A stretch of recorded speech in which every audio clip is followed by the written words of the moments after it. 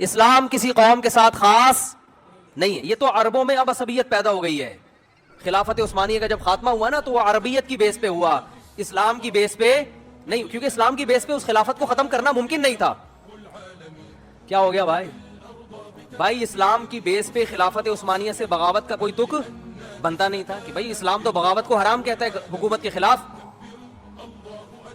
نبی صلی اللہ علیہ وسلم نے فرمایا مسلمانوں کا جب کوئی خلیفہ ہو اس کے خلاف جو بھی کھڑا ہو, صحیح مسلم کی حدیث ہے, اسے قتل کر دو کائن من کان, جو بھی ہو, کتنا نیک, چاہے عربی ہو چاہے اجمی ہو چاہے بودھ, کیسا ہی ہو, مسلمانوں کا اتحاد پارا پارا نہیں ہونا چاہیے. تو اگر وہ اس بیس پہ خلافت کا خاتمہ ہوتا کہ یہ اسلامی خلافت ہے تو کوئی بھی ساتھ نہیں دیتا. خاتمہ انگریز نے جو کروایا, جو بعض عرب, سب عرب اس میں شامل نہیں تھے, بعض عربوں کو یہ بتایا کہ تم عرب ہو اور حکومت تم پہ کون کر رہے ہیں, ترکی.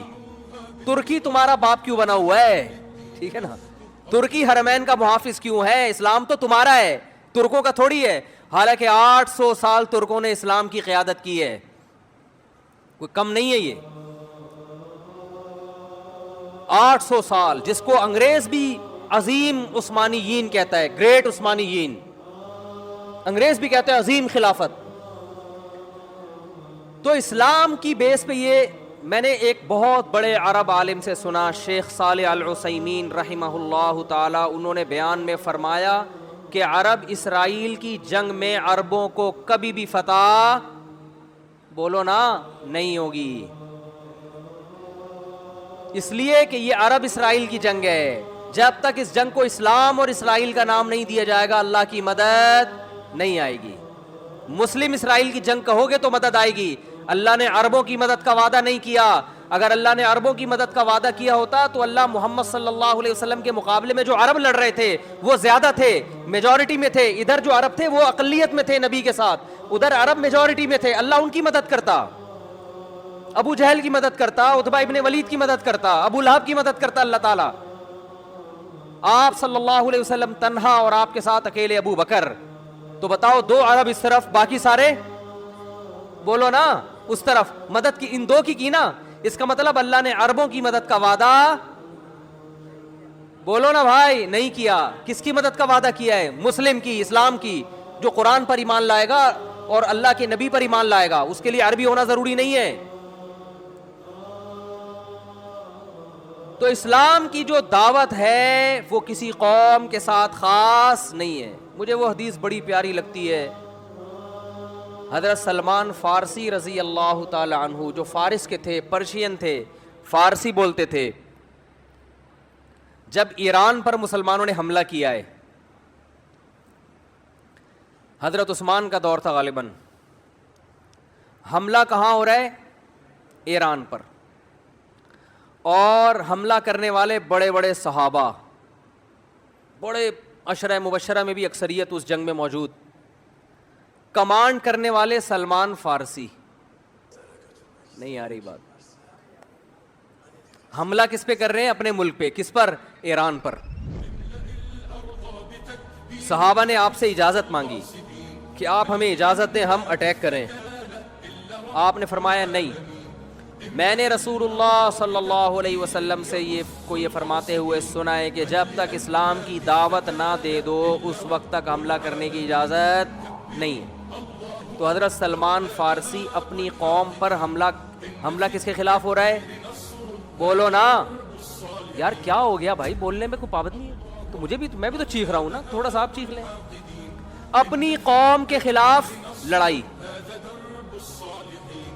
تو لڑائی سے پہلے اپنی قوم کے پاس دعوت لے کر گئے.